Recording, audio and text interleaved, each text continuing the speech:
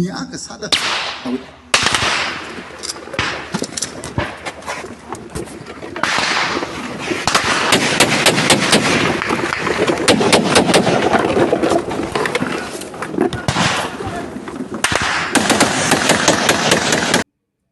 Sir जय हिंद। Ranjeet Kumar Tiwari sir, जय हिंद। बहुत बहुत शुक्रिया समय देने के लिए। Thank you sir.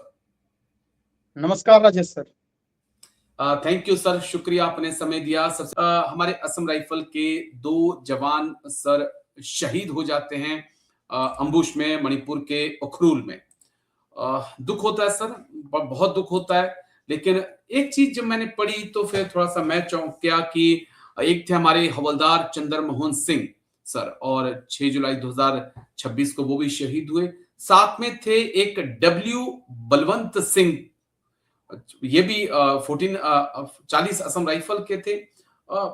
मैं जो चीज समझना चाह रहा हूं कि ये WO है क्या सर, क्योंकि अभी तक तो जब मैं असम राइफल के साथ सर्व किया, जब असम राइफल या हमारे साथ थी या हम असम राइफल के साथ थे 2001 से 2003-4 तक, तब लैंस नाइक, नाइक, जेसीओ, नाइक सूबेदार, सूबेदार मेजर होते थे, आगे कैप्टन, मेजर, लेफ्टिनेंट कर्नल होते थे। लेकिन ये WO क्या है सर, थोड़ा थोड़ा समझाइए कि आखिरकार ये कौन सा रैंक है, कब आया असम राइफल में और क्या काम करता है सर?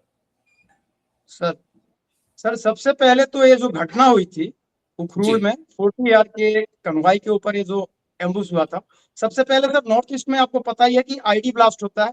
आईडी ब्लास्ट होते ही सर मतलब एक शॉक छा जाता है थोड़ा देर के लिए, मतलब बंदे शॉक हो जाते हैं। इस टाइम मिलिटेंट फिर फायर करते हैं। तो इसमें हमारे जो 2 जवान शहीद हुए, सबसे पहले मैं उनको सल्यूट करता हूं कि उन्होंने अपने मतलब कर्तव्य की वेदी पर उन्होंने अपने प्राणों को न्यौछावर किया और भारत के लिए, भारत की एकता और अखंडता के लिए उन्होंने अपने प्राणों का सर्वोच्च बलिदान दिया सर। ये बहुत बड़ी बात है सर। और इससे ये भी जाहिर होता है कि असम राइफल नॉर्थ ईस्ट में या जेडके में क्या काम कर रही है, CAPF की ड्यूटी कर रही है या फिर इंडियन आर्मी की ड्यूटी कर रही है। तो हम सब इंडियन आर्मी की ड्यूटी कर रहे हैं। और आपके चैनल के माध्यम से मेरी संवेदनाएं और जो हमारे शहीद जवान हैं उनके परिवारजनों के साथ मेरी संवेदनाएं हैं।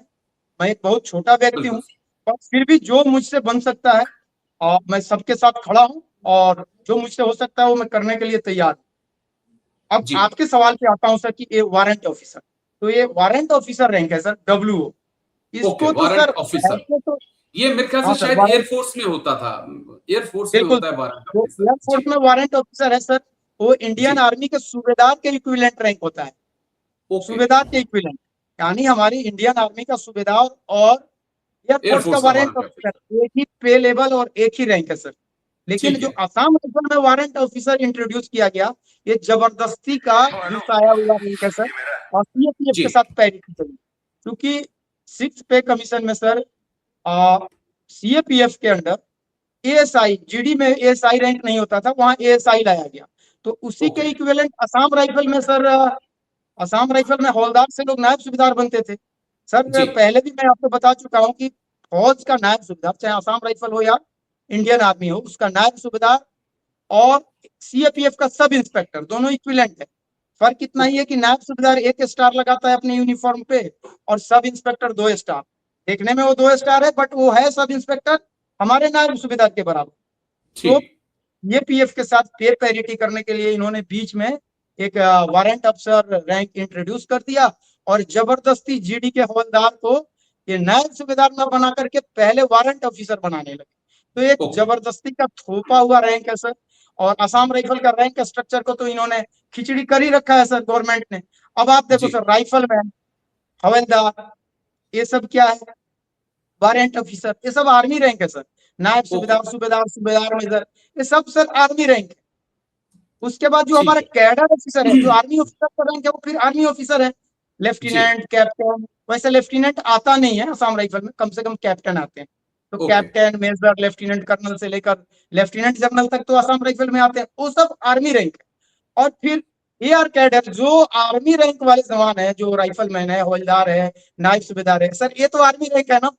अब बंदा जब एयर कैडर बन जाता है तो उसका रैंक फिर CAPF वाला हो जाता है, assistant commandant, deputy commandant, 2IC commandant. तो एक ही फौज में सर 2 प्रकार के रैंक स्ट्रक्चर चल रहे हैं सर, खिचड़ी बना रखा है सर।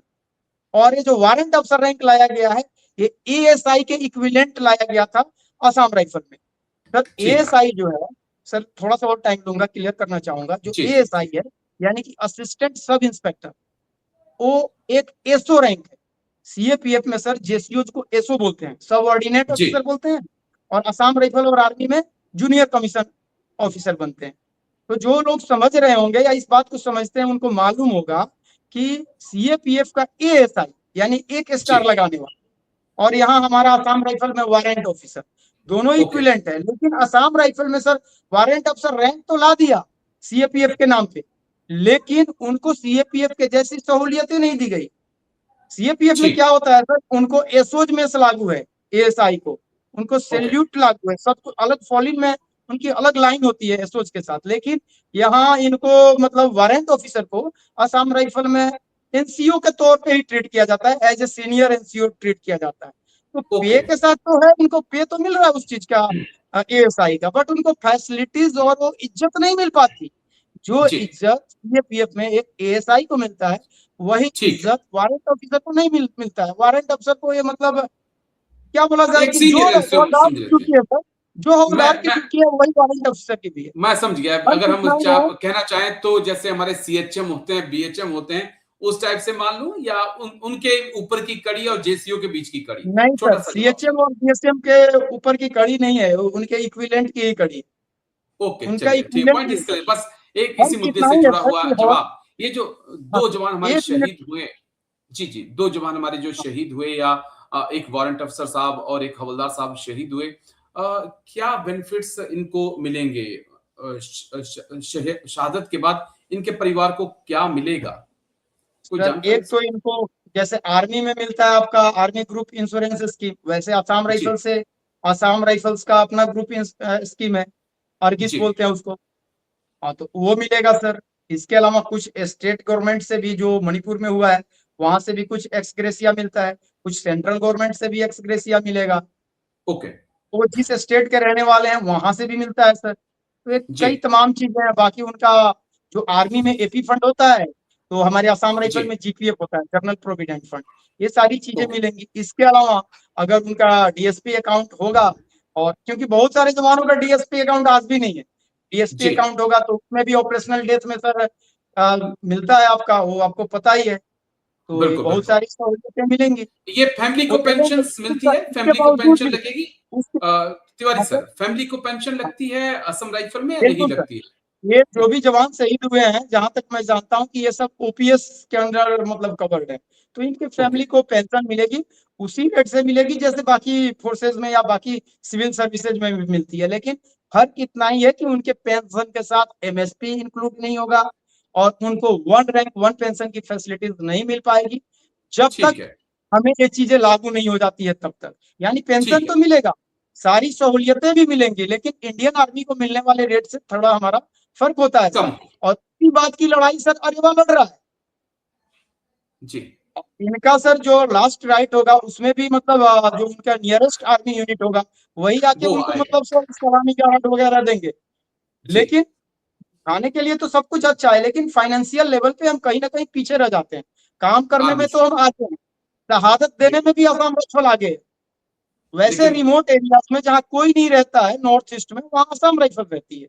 एग्री तो सर, असम एग्री। मैं राइफल मुझे ऑपरेशन याद के है, अलावा मैं बीच में टोक रहा हूं आपको, मुझे याद है कि मैं एलआरपी असम राइफल के साथ गया था, तो और लास्ट पॉइंट था, एक मिपी करके पोस्ट थी, वहां पर असम राइफल थी। वहां से फिर हमारी एलआरपी मौजूद हुई थी और एलआरपी शुरू हुई थी, लेकिन मिपी तक जाने में भी हमको कम से कम 4 दिन लगे थे अरुणाचल से। चलिए मैं